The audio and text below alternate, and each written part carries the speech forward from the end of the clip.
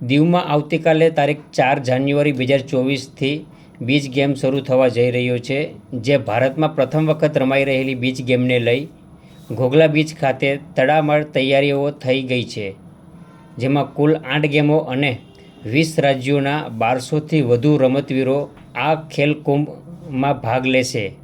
આ કાર્યક્રમ દરમિયાન કેન્દ્રીય મંત્રી અનુરાગ ઠાકુર સહિત અનેક મંત્રીઓ ઉપસ્થિત રહેશે. Hello Gir news.